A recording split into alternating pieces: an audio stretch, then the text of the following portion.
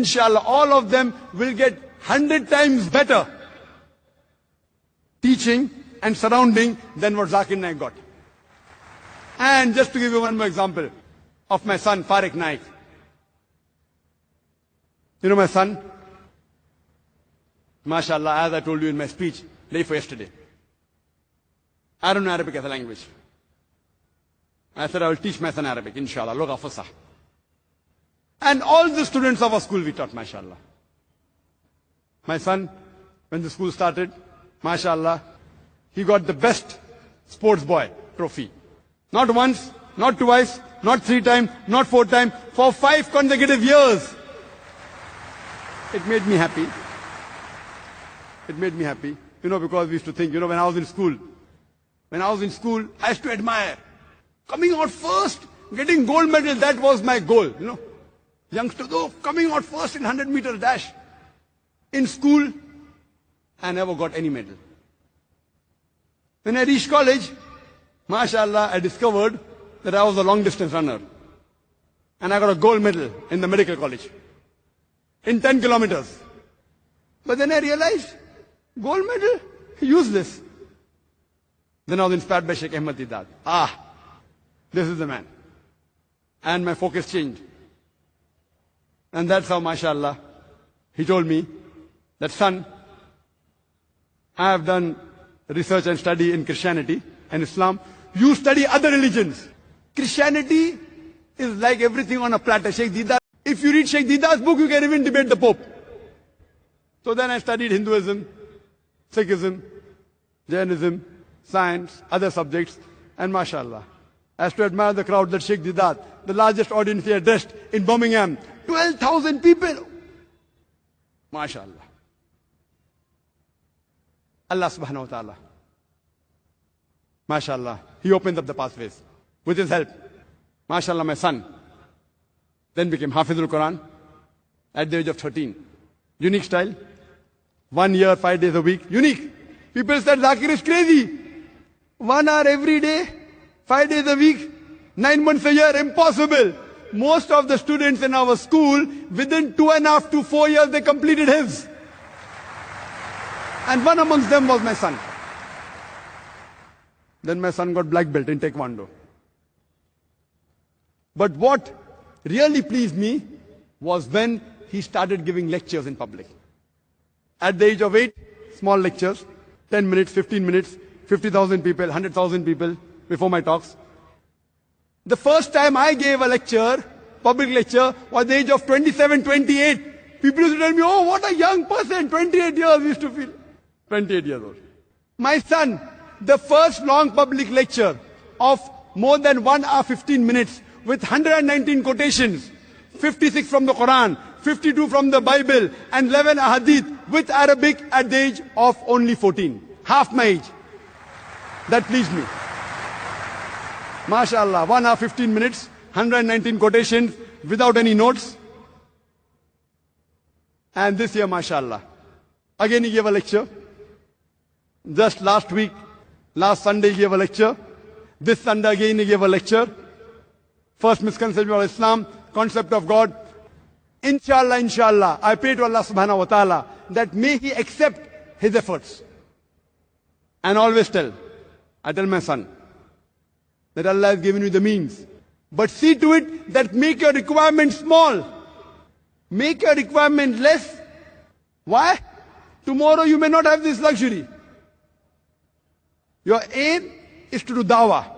As Allah says in the Quran, in Surah Fussilat, chapter 41, verse number 33. وَمَنْ أَحْسَنُ قَوْلًا مِمَّنْ دَعَا إِلَى اللَّهِ وَعَمِلَ صَالِحًا وَقَالَ إِنَّنِي مِنَ الْمُسْلِمِينَ. Who is better in speech than one who invites to the way of thy Lord, works righteousness, and says that I'm a Muslim? Why I say? I remember when I married my wife, I told her, I'm a doctor, I can promise you only 4,000 rupees a month. 4,000 rupees is less than $100. I can only promise you 4,000 rupees a month. If you want to marry me, marry me. And MashaAllah, she was a teacher in the college, earning much more than what I promised her. But she also wanted to die. MashaAllah. So I tell my son, make your requirements less, so that if you're used to sleeping on the floor, if you're used to taking all the troubles, if you have to sacrifice and yet continue your dawah, it's easy. If you're used to luxury, and if the luxury is taken away from you, it will prevent you from continuing as a da'i. MashaAllah. I've seen to it that my son has slept on the floor. He has been in 7-star hotels. Train the person when he's young. He should be able to take the struggle of life.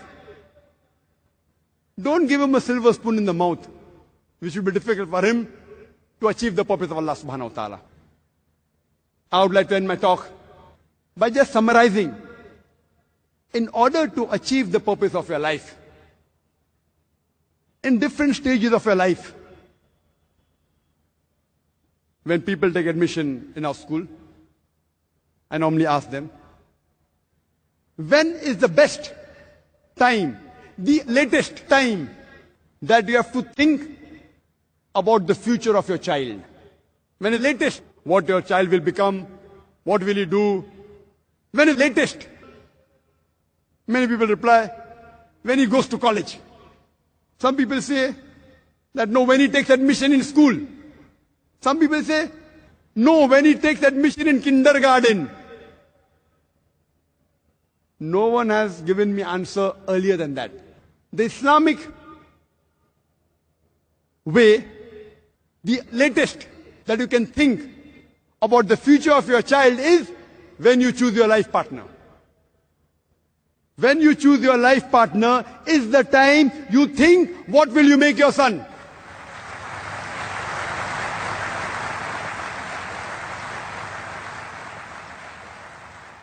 Because the mother, the father, the parents, they are the best teachers. You have to plan early.